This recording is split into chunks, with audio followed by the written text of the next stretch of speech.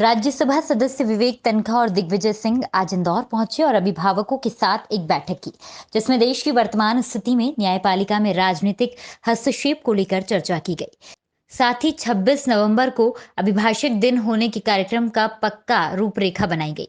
पत्रकारों से बातचीत करते हुए दोनों ही कांग्रेस नेताओं ने भारत यात्रा के मालवा अंचल के रूट के बारे में भी चर्चा की, साथ ही सियासी सवालों के भी जवाब दिए। भारत छोड़ो यात्रा भारत के संविधान और भारत की एकता को बनाए रखने के लिए है। जुडिशरी में राजनीतिक हस्तक्षेप खतरनाक होगा। न्याय के लिए भारत जोड़ो यात्रा लगभग 20 नवंबर के आसपास मध्य प्रदेश में रहेगी और करीब 26 नवंबर तक इंदौर पहुंचने की उम्मीद है। इंदौर और महू का रूट प्लान करने के लिए कमेटी बनाई जा चुकी है और 1 नवंबर तक रूट तय हो जाएगा। दिग्विजय सिंह मल्लिकार्जुन खड़गे 80 साल के जवान हैं। कांग्रेस के लिए एक अच्छे राष्ट्रीय अध्यक्ष साबित होंगे। उनका राजनीतिक जीवन बेदाग रहा है। जो लोग मल्लिकार्जुन खड़गे को रिमोट कंट्रोल अध्यक्ष कहते हैं, तो क्या भारतीय जनता पार्टी की सरकार आरएसएस की रिमोट कंट्रोल सरकार नहीं है? कांग्रेस भारत को तोड़ने की नहीं बल्कि जोड़कर रखने के लिए कटिबद्ध है। आज देश में केवल धार्मिक उन्मादता है। रुपए की कीमत गिरती जा रही है। समाज में कटुता आ चुकी है।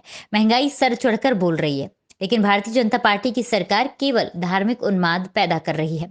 दिग्विजय सिंह ने अपने रिटायरमेंट को लेकर कहा कि अभी 2026 तक उनका टेन्योर है। उस वक्त वे 89 साल के होंगे, तब सोचेंगे। मैं ये बताना चाहूँगा कि हम लोग आज जो वकील वर्ग जो एकत्रित हो रहा है, ये खाली इंदौर का विषय नहीं है, ये पूरे देश का विषय है।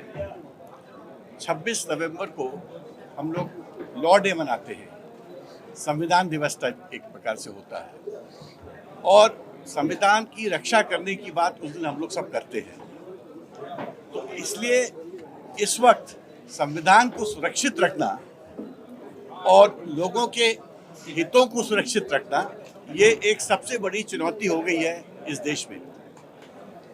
जो संवैधानिक संस्थाएं हैं, उनको कैसे हम मजबूत करें, उनको कैसे सुरक्षित रखें। जिस प्रकार से पॉलिटिकल इंटरफेरेंस हो रहा है, ये सब बातें अभिभाषक वर्ग के लिए एक चिंता की विषय है।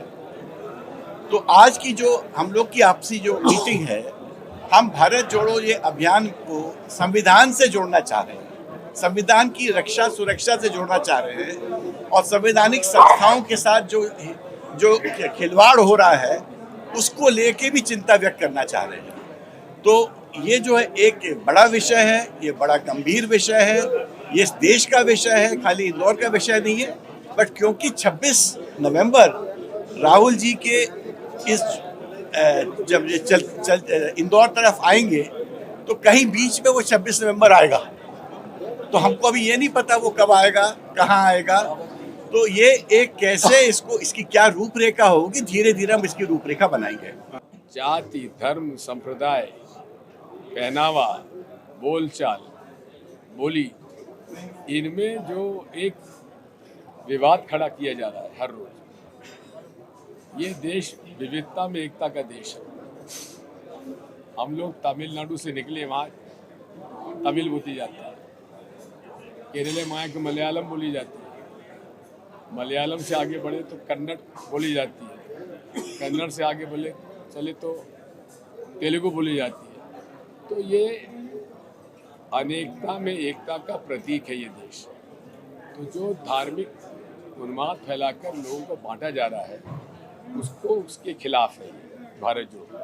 और तीसरा, जैसा इन्होंने बताया, भारतीय संविधान की जो मूल का स्वरूप है, उस पर आघात किया जा रहा है। इन तीनों चीज़ों पर हमारी यात्रा है, क्योंकि पब्लिक सेक्टर यूनिट्स को बेचा जा रहा है। अब जब ये निजी हाथों में चले जाएंगे, तो गरीब, अनुसूचित जाति, जनजाति, पिछड़ा वर्ग और महिलाओं को आरक्षण समाप्त हो जाएगा, उनको नौकरियां नहीं मिलेंगी। तो इससे आर्थिक असमानता और बढ़ेगी। इन चीज़ों के लिए ये भारत जोड़ो यात्रा चालू है।